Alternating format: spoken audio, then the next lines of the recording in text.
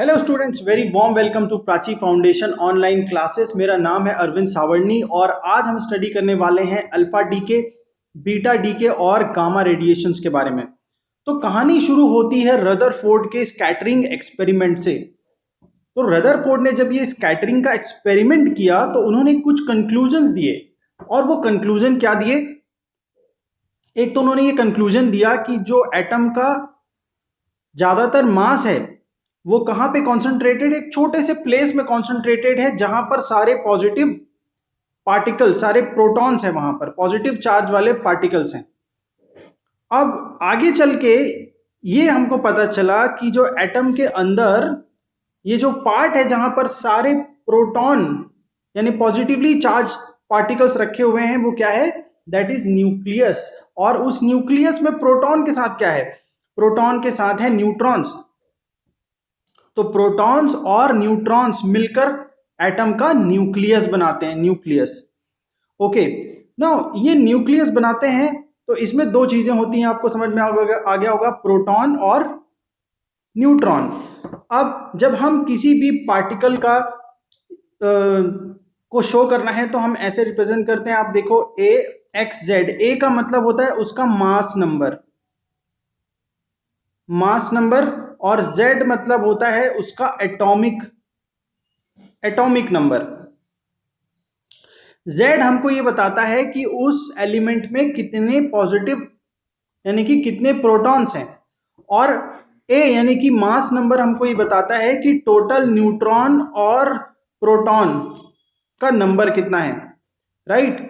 तो A हमको बताता है total number of nuclides. Total number of nuclides का मतलब कि उसमें टोटल न्यूट्रॉन और प्रोटॉन कितने हैं। और Z ये बताता है कि उसका एटॉमिक नंबर क्या है, मतलब उसमें कितने प्रोटॉन हैं। फॉर एग्जाम्पल जैसे आप देख सकते हो, बिस्मथ यहाँ पे लिखा हुआ है 209 A और Z की जगह लिखा है 83। इसका मतलब इसमें 83 पॉजिटिव चार्जेस यानी कि प्रोटॉन्स हैं और 209 इसमें टोटल न्यूक्लियाइड्स हैं, मतलब प्रोटॉन और न्यूट्रॉन को मिलाकर टोटल 209 पार्टिकल्स हैं न्यूक्लियस में। अब इस ग्राफ को मैं क्यों शो कर रहा हूं? ये ग्राफ आपको शो करता है लगभग 1000 से ज्यादा एलिमेंट्स अभी तक खोजे जा चुके हैं। जनरली होना क्या चाहिए कि न्यूक्लियस के अंदर अगर न्यूक्लियस को स्टेबल रहना है तो उसमें नंबर ऑफ प्रोटॉन और नंबर ऑफ न्यूट्रॉन इक्वल होने चाहिए। और ऐसा होता भी है, जैसे इस ग्राफ को देखो आप, करीब 20 तक देखो, यहां तक लगभग इस रीजन तक आप देखोगे कि neutron is equal to proton, number of neutron is equal to number of protons. फिर यहां से आप देखो कि कुछ ये हमारी स्ट्रेट लाइन में हो जाना चाहिए था। सारे स्टेबल न्यूक्लियस को अगर इसी रूल से चलना है तो सारे स्टेबल न्यूक्लियस को इसी लाइन में n is equal to Z वाली लाइन में होना चाहिए था, पर ऐसा होता नहीं है। इसके बाद कुछ न्यूक्लियस में प्रोटॉन ज्यादा होते हैं और कुछ न्यूक्लियस में न्यूट्रॉन ज्यादा होते हैं।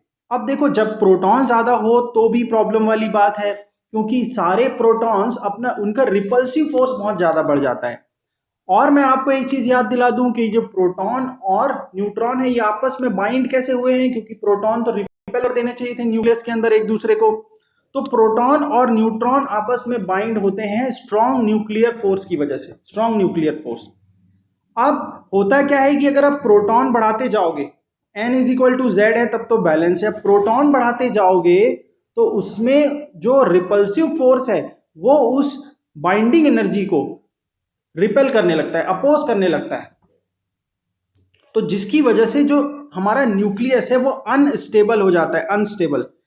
तो आप देखो कि लगभग आप देखो 83 के बाद, इसमें 83 के बाद ज्यादातर जो न्यूक्लियस है वो क्या है, 83 के बाद लगभग सारे न्यूक्लियस रेडियो एक्टिविटी शो करते हैं। और यहां पर आप देखो इस वाले रीजन में तो सारे के सारे ही अनस्टेबल न्यूक्लियस आपको मिलेंगे, हैवी न्यूक्लियस। तो ये जो अनस्टेबल न्यूक्लियस हैं यानी कि या तो उनके पास न्यूट्रॉन ज्यादा है या तो उनके पास प्रोटॉन ज्यादा है। तो इस ग्राफ में आप देख रहे हो जो नीचे की तरफ जो वाइट डॉटेज हैं वो सारे एलिमेंट्स हैं जिनमें प्रोटॉन ज़्यादा है, और ऊपर वाले जो हैं उनमें सब में न्यूट्रॉन ज़्यादा है, और जो ब्लैक डॉट दिख रहे हैं वो सारे स्टेबल न्यूक्लियाई। तो ऐसा कोई पैटर्न नहीं है, आप देखो कि एक लाइन में सारे स्टेबल न्यूक्लियाई लाया करते हैं। ओके, हमारी डिस्कवरी ऐसी कि कुछ रैंडम लाया करते हैं कहीं कहीं पर, है ना। लेकिन ये बात पक्की है कि जो भी न्यूक्लियस जिनका भी एटॉमिक नंबर 83 से ज़्यादा है, 83 से ज़्यादा है, वो सारे के सारे रेडियो एक्टिव हैं, ये बात कंफर्म है। सबसे ज़्यादा हैवीएस्ट स्टेबल न्यूक्लियस है बिस्मथ। बिस्मथ देखिए आप, 83 इसका एटॉमिक नंबर, 209 इसका मास नंबर है, and it is the heaviest stable nuclide, heaviest stable nuclide.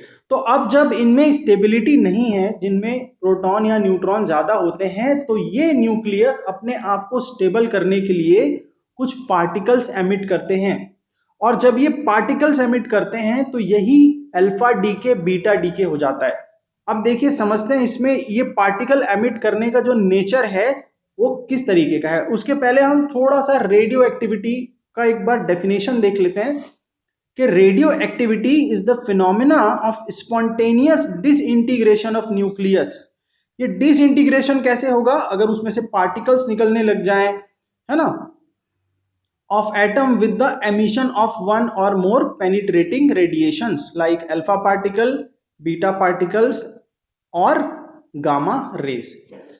तो इस तरीके से आप देख सकते हो, एक छोटा सा यहाँ पर डायग्राम है जिसमें एक न्यूक्लियस अल्फा रेडिएशन शो कर सकता है, बीटा रेडिएशन शो कर सकता है, it can also show the gamma radiation. इन तीनों को हमको ध्यान से समझना है। उसके पहले हम कुछ प्रॉपर्टी समझ लेते हैं, जैसे अल्फा रेज यानी कि अल्फा पार्टिकल्स, बीटा पार्टिकल्स और गामा रेज की हम कुछ प्रॉपर्टी समझ लेते हैं। सबसे पहला तो सवाल आपके दिमाग में ये उठ रहा होगा कि ये अल्फा रेज हैं क्या, अल्फा रेज हैं क्या। जो हीलियम एटम का न्यूक्लियस है, हीलियम एटम का न्यूक्लियस, हीलियम एटम का जो न्यूक्लियस है इसी को हम बोलते हैं अल्फा। और नहीं समझ में आ रहा तो ऐसा समझ लो कि एक ऐसा न्यूक्लियस जिसके पास 4 न्यूट्रॉन, 2 न्यूट्रॉन और 2 प्रोटॉन है, उसके पास 2 न्यूट्रॉन और 2 प्रोटॉन है, तो ऐसे न्यूक्लियस को हम बोलते हैं अल्फा पार्टिकल या अल्फा रे। ऐसा कहाँ होता है, ये हीलियम के न्यूक्लियस में होता है, हीलियम का न्यूक्लियस। तो जनरली आप हीलियम न्यूक्लियाई और अल्फा पार्टिकल एक ही चीज है, ऐसे मान के चल सकते हो। वैसे ही बीटा रेज क्या है, बीटा रेज होते हैं इलेक्ट्रॉन से बने हुए। उसमें क्या होते हैं, इलेक्ट्रॉन्स होते हैं, इलेक्ट्रॉन होते हैं या पॉजिट्रॉन होते हैं, उस बारे में हम बात करेंगे।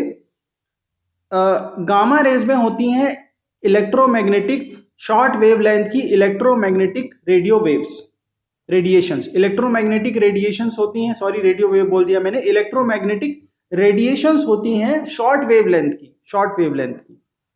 ओके, अगर हम मास की बात करें तो अल्फा पार्टिकल का मास होता है लगभग 4 AMU, बीटा का मास उतना ही होता है जितना एक इलेक्ट्रॉन का होता है, 9.11 इंटू 10⁻31 kg।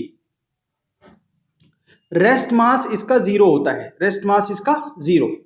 वैसे ही चार्ज कितना होता है, अल्फा रेज पे चार्ज होता है +2e, मतलब 2 प्रोटॉन के जितना चार्ज होता है।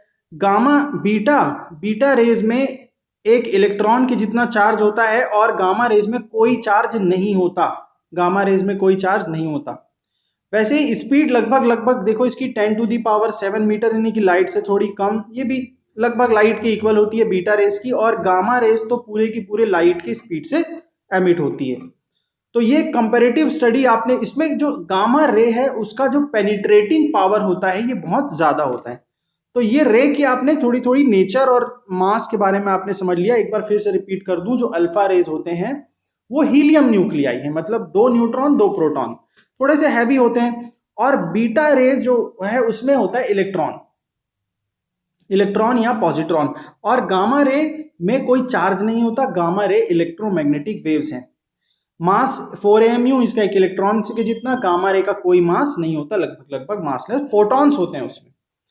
चार्ज देख सकते हो आप, अल्फा रेस के पास 2 प्रोटॉन के जितना चार्ज होता है, बीटा रे के पास एक इलेक्ट्रॉन के जितना, इसमें कोई चार्ज नहीं होता। आगे चलते हैं, सबसे पहले हम समझते हैं अल्फा डीके को। अल्फा डीके क्या है, अब ध्यान से समझना, alpha decay is a process in which N unstable nucleus transforms itself into a new nucleus bye emitting alpha particle. एक जो अनस्टेबल न्यूक्लियस होता है वो अल्फा पार्टिकल एमिट करके, अल्फा पार्टिकल क्या है मैंने आपको बताया, अल्फा पार्टिकल एमिट करके अपने आप को स्टेबल बना देता है। लेकिन इस प्रोसेस में एक नया एलिमेंट बन जाता है। वो जो एलिमेंट है जो अनस्टेबल था, वो जब अल्फा पार्टिकल एमिट करता है तो वो एक नए एलिमेंट में बदल जाता है। जैसे एक्स को हम बोल सकते हैं पेरेंट न्यूक्लियस। अब पेरेंट न्यूक्लियस का अगर मास नंबर ए और एटॉमिक नंबर जेड है तो अल्फा पार्टिकल एमिट करेगा, देखो 4 2He यानी कि हीलियम न्यूक्लियस, प्लस कुछ एनर्जी एमिट करेगा, ये कुछ एनर्जी एमिट करेगा और एक नया एलिमेंट बनेगा Y नाम का, जिसका कि मास नंबर अपने पेरेंट न्यूक्लियस से 4 कम होगा, 4 कम होगा, और एटॉमिक नंबर अपने पेरेंट न्यूक्लियस से 2 कम होगा, है ना। क्यों? क्योंकि देखो A4 और 2 ये हीलियम न्यूक्लियस का आप स्ट्रक्चर देख लो, तो नया पेरेंट न्यूक्लियस से डॉटर न्यूक्लियस बनेगा। पेरेंट न्यूक्लियस से जो डॉटर न्यूक्लियस बनेगा उसका एटॉमिक नंबर 2 कम होगा और मास नंबर 4 कम होगा, और साथ में एक अल्फा पार्टिकल एमिट होगा प्लस कुछ एनर्जी एमिट होगी। अब ये एनर्जी कहां से आई? तो देखो, पार्टिकल फिजिक्स का कोई भी part E is equal to mc² के बिना समझाना पॉसिबल नहीं है। तो यहां पर भी ये जो मास है, मास का जो डिफरेंस है आप देख सकते हो कि पेरेंट न्यूक्लियस, डॉटर न्यूक्लियस और ये हीलियम, इन मतलब इसमें जो डिफरेंस है इस तरफ और इस तरफ, राइट हैंड साइड और लेफ्ट हैंड साइड में जो मास का डिफरेंस है वो एनर्जी में कन्वर्ट हो जाता है, और यही एनर्जी यहाँ पर न्यूक्लियर एनर्जी Q के फॉर्म में हम शो करते हैं। अंडरस्टूड? तो बिल्कुल पार्टिकल ही नया बन जाता है, एक नया एलिमेंट बन जाता है। फॉर एग्जाम्पल के लिए देखें हम, अगर हम यूरेनियम 238 जब अल्फा पार्टिकल एमिट करता है, देखो अल्फा पार्टिकल एमिट करेगा और कुछ एनर्जी एमिट करता है, और एक ये नए न्यूक्लियस में बदल जाता है थोरियम 234 में बदल जाता है। अंडरस्टूड? वैसे ही पोलोनियम 208 ट्रांसफॉर्म हो जाता है लेड में। पोलोनियम 238 एक अल्फा पार्टिकल एक थोड़ी एनर्जी एमिट करेगा, थोड़ी नहीं मतलब मेगा इलेक्ट्रॉन वोल्ट में होती है ये एनर्जी, और ये लेड में कन्वर्ट हो जाता है। स्पीड ऑफ ये जो अल्फा पार्टिकल एमिट होता है, इसका स्पीड लगभग होता है 1.62 इंटू 10⁷ मीटर पर सेकेंड। ये जो भी मैं आपको बता रहा हूं ये सब नोट्स आपको इस वीडियो के डिस्क्रिप्शन बॉक्स के लिंक में मिल जाएंगे PDF फॉर्म में, राइट, जहां से आप डाउनलोड कर सकते हैं। अब अल्फा डीके ना बहुत हद तक बहुत आसान है, बच्चों को समझ में आ जाता है, इसमें कोई प्रॉब्लम नहीं। प्रॉब्लम होती है उनको समझने में बीटा डीके को। गामा रेडिएशन भी आसान है, तो इसको ध्यान से समझना, एक एक छोटी छोटी बातें मैं इसमें बताने वाला हूं। तो बीटा डीके क्या है? The process of spontaneous emission of an electron और a positron from a nucleus is called beta DK.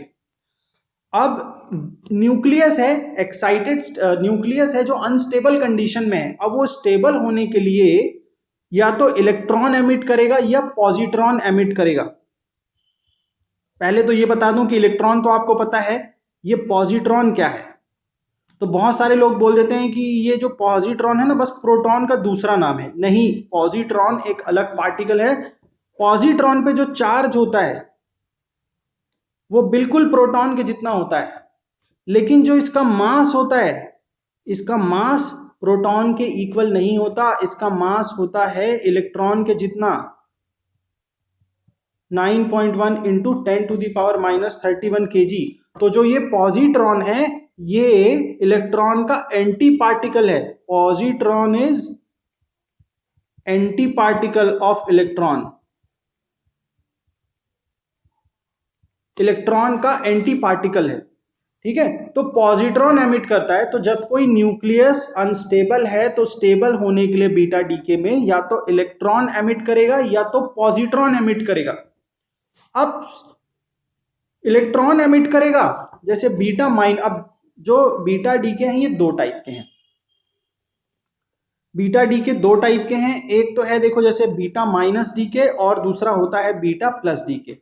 Beta minus decay में जो रेडियो एक्टिव न्यूक्लियस है उसका मास नंबर चेंज नहीं होता, मास नंबर उतने का उतना ही रहता है, मतलब टोटल न्यूक्लियाइड उतने ही होते हैं, लेकिन एटॉमिक नंबर एक बढ़ जाता है। ऐसा कैसे हो रहा है भाई? ठीक है, ये समझते हैं।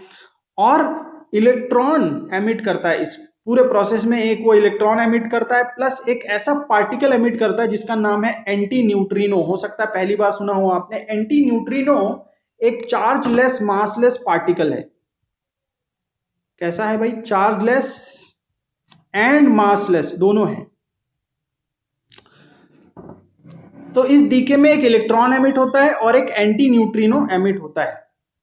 थोड़ा सा इसको हम एग्जाम्पल से समझ सकते हैं। देखो, जैसे X नाम का कोई एलिमेंट है जिसका मास नंबर A और एटॉमिक नंबर Z है, तो एक Y नाम का इस पेरेंट न्यूक्लियस से एक डॉटर न्यूक्लियस Y बनेगा। Y का मास नंबर तो बिल्कुल सेम रहेगा X के जितना, लेकिन एटॉमिक नंबर 1 इंक्रीज हो जाता है, एटॉमिक नंबर 1 बढ़ जाता है। इस पूरे प्रोसेस में एक इलेक्ट्रॉन एमिट होगा प्लस एक एंटी न्यूट्रिनो एमिट होगा। फॉर एग्जाम्पल हम यहां पर देख सकते हैं, राइट? तो इसका एटॉमिक नंबर 32 है, इसका भी 32 है, पर यहां पे मास नंबर 15 से 16 हो गया और एक पॉजिट्रॉन यहां पर, एंटी न्यूट्रिनो यहां पर एमिट हो गया। तो ये हो गया बीटा माइनस डी के। बीटा माइनस डी के में मास नंबर चेंज नहीं होता, एटॉमिक नंबर 1 चेंज हो जाता है, एक इलेक्ट्रॉन एमिट होता है और एक anti neutrino particle, elementary particle हम जिसको बोल सकते हैं, वो एमिट होता है, चार्जलेस मासलेस। फिर बीटा प्लस डीके को समझो, बीटा प्लस डीके को समझो। अभी आपके मन में सवाल आ रहा होगा कि भाई इलेक्ट्रॉन तो ऑर्बिट में होते हैं, ये न्यूक्लियस के अंदर से इलेक्ट्रॉन कहां से एमिट हो रहा है? राइट, अभी मैं उसका आंसर दूंगा, पहले आप बीटा प्लस डीके को भी समझ लो। जो mass number of radio active nucleus है, इसमें भी अनचेंज होता है, लेकिन एटॉमिक नंबर 1 कम हो जाता है, एटॉमिक नंबर डिक्रीजेस बाय 1।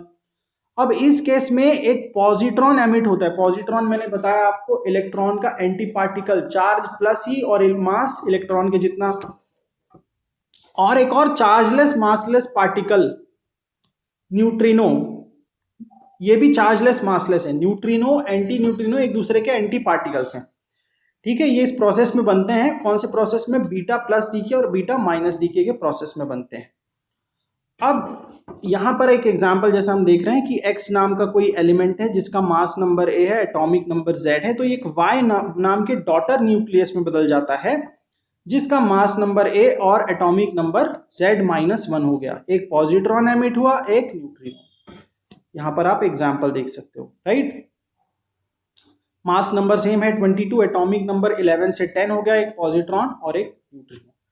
अब बच्चों को बीटा डीके इसलिए समझ नहीं आता कि पहली बात तो ये कंफ्यूजन है कि जब सारे इलेक्ट्रॉन ऑर्बिट में हैं तो ये न्यूक्लियस के अंदर से इलेक्ट्रॉन कैसे एमिट हो रहा है? और अनस्टेबल होने का रीजन तो न्यूट्रॉन और प्रोटॉन है, तो न्यूट्रॉन और प्रोटॉन एमिट होना चाहिए था ना उसमें से। ओके, तो न्यूट्रॉन और प्रोटॉन जब एमिट हुआ था तो हमने उसको अल्फा डीके बोला था, पर यहाँ पे न्यूक्लियस के अंदर से इलेक्ट्रॉन एमिट हो रहा है। तो आपको क्या लगता है, क्या न्यूक्लियस के अंदर कोई भी इलेक्ट्रॉन होते होंगे जिसके बारे में आपने अभी तक नहीं पढ़ा है? नो, ऐसा नहीं है। और ये जो प्रोसेस है ये किसी सस्पेंस मूवी से कम नहीं है। इसके लिए आपको एक छोटा सा कॉन्सेप्ट समझना पड़ेगा, क्वार्क का। क्वार्क्स। अब ये क्वार्क्स दो टाइप के हम मेजरली समझेंगे, वैसे तो क्वार्क और भी होते हैं, हम दो टाइप के मेजर टाइप समझेंगे। एक तो होता है अप क्वार्क, जिसको आप ऐसे देख सकते हो ग्रीन कलर से, यहाँ पे ग्रीन कलर से आप जिसको देख सकते हो, ये देखो अप क्वार्क, और डाउन क्वार्क। डाउन क्वार्क को आप रेड कलर के सर्कल से आप पहचान सकते हो। तो प्रोटॉन जो होता है ना, प्रोटॉन, वो दो अप क्वार्क, जैसा आप देख सकते हो, दो ग्रीन डॉट्स और एक रेड डॉट, और एक डाउन क्वार्क से मिलके बना होता है। दो अप क्वार्क से मिलके बना होता है, एक डाउन क्वार्क से। एक अप क्वार्क के पास +2/3 इलेक्ट्रॉन के जितना चार्ज होता है, और एक डाउन क्वार्क के पास एक इलेक्ट्रॉन का 1/3 चार्ज होता है, 1/3। अप क्वार्क के पास प्रोटॉन का 2/3 चार्ज होता है और डाउन क्वार्क के पास इलेक्ट्रॉन का 1/3 चार्ज होता है। तो अगर आप दो अप क्वार्क को आपस में ऐड करें उनके चार्जेस को और उसमें ऐड कर दें अगर हम एक डाउन क्वार्क के चार्ज को, तो हमारा टोटल जो चार्ज होता है वो बनता है +1 और बिल्कुल +E के जितना हमारा एक प्रोटॉन के पास चार्ज होता है। न्यूट्रॉन हमको पता है कि न्यूट्रॉन में कोई चार्ज नहीं होता, लेकिन ये भी बना होता है पॉजिटिव और नेगेटिव चार्जेस से मिलकर। तो आप देख सकते हो इसमें एक अप क्वार्क और दो डाउन क्वार्क होते हैं, इनको ऐड करोगे आप तो ये 0 हो जाएगा। इनको अगर आप ऐड करोगे तो ये क्या हो जाएगा, न्यूट्रॉन हो जाएगा 0। तो इस तरीके से न्यूट्रॉन में कोई चार्ज नहीं होता।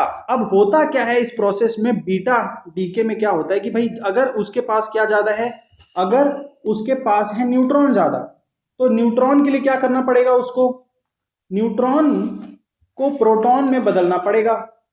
पहला काम तो ये करना पड़ेगा। तो अगर न्यूट्रॉन ज्यादा है, न्यूट्रॉन एक्सेस में है, एक मिनट, यस, अगर न्यूट्रॉन एक्सेस में है तो उसको अपने आप को प्रोटॉन में बदलना पड़ेगा। इस प्रोसेस में क्या होगा, प्रोटॉन में बदलने के लिए इस देखो, अगर न्यूट्रॉन को प्रोटॉन में बदलना है तो अगर हम इसका एक डाउन क्वार्क, अगर हम इसके एक डाउन क्वार्क को अप क्वार्क में चेंज कर दें, एक डाउन क्वार्क को अप क्वार्क में चेंज कर दें तो न्यूट्रॉन किस में बदल जाएगा, तो न्यूट्रॉन प्रोटॉन में बदल जाएगा। अब ये करेगा कौन, क्या आप कर सकते हो एक न्यूट्रॉन को प्रोटॉन में चेंज? नहीं। तो इसके लिए एक और फोर्स है जिसको हम बोलते हैं वीक न्यूक्लियर फोर्स, जिसके बारे में आपने पढ़ा होगा।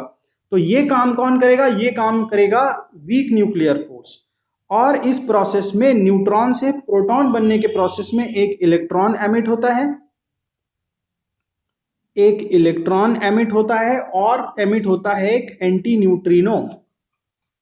वैसे ही अगर किसी न्यूक्लियस के पास प्रोटॉन एक्सेस में है तो उसको अपने पार्टिकल्स को प्रोटॉन से न्यूट्रॉन में बदलना है, तो फिर उसको क्या करना पड़ेगा, एक ये जो अप क्वार्क है उसको डाउन क्वार्क में बदलना पड़ेगा। ये काम कौन करेगा, वीक न्यूक्लियर फोर्स। तो इस प्रोसेस में प्रोटॉन से न्यूट्रॉन बनने के प्रोसेस में एक पॉजिट्रॉन एमिट होता है और न्यूट्रिनो एमिट होता है। तो आप देख रहे हो कि कोई इसमें से क्या है कि कोई पार्टिकल मास नंबर सेम क्यों है, मास नंबर सेम इसलिए है क्योंकि टोटल नंबर ऑफ न्यूक्लियस में सेम है। जो एक्सेस प्रोटॉन आ रहा है आपके पास, जो एक्सेस प्रोटॉन आ रहा है आपके पास बीटा -डीके में, वो कैसे आ रहा है, देखो जैसे ये 15 से 16 हो गया, ये कैसे हो गया, क्योंकि एक न्यूट्रॉन ने अपने आप को प्रोटॉन में बदल दिया। तो मास नंबर हमारा सेम है लेकिन एटॉमिक नंबर चेंज हो गया। सिमिलरली बीटा +डीके में भी यही हुआ कि एक जो प्रोटॉन है उसने अपने आप को न्यूट्रॉन में बदल लिया, तो मास नंबर सेम है लेकिन एटॉमिक नंबर 1 डिक्रीज हो गया। तो ये जो है ये सबसे मेन रीजन है, आप समझ सकते हो। This is the reason why the beta decay takes place.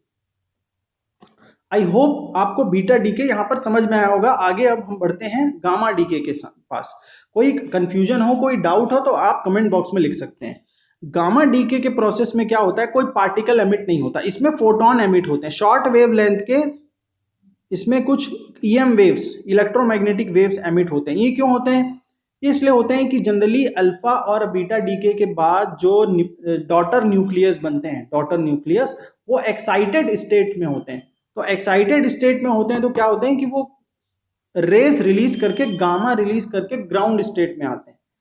जैसे हमारे पास कोई पार्टिकल है तो इसमें कोई इस प्रोसेस में कोई मास नंबर और एटॉमिक नंबर चेंज नहीं होता, कोई नया एलिमेंट भी नहीं बनता, एक्स से एक्स ही रहेगा, बस उसमें उसका स्टेट एक्साइटेड स्टेट से ग्राउंड स्टेट में आ जाता है। जैसे हम यहाँ पर एक एग्जांपल देखते थे, कोबाल्ट जो है वो डीके होकर निकल बनता है, एक्साइटेड स्टेट में होता है, फिर वो आप देख सकते हो एनर्जी एमिट कर रहा है, एनर्जी एमिट करके वो निकल ही रहता है लेकिन ग्राउंड स्टेट में रहता है। अंडरस्टूड।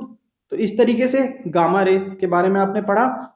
तो ये अल्फा, बीटा और गामा रे के बारे में कुछ जरूरी बातें हैं जो आपको जाननी जरूरी थी। आई होप सो कि आपको वीडियो पसंद आया होगा। प्राची फाउंडेशन को सब्सक्राइब करें, ऐसे वीडियोस के लिए, और लाइक कीजिए, शेयर कीजिए।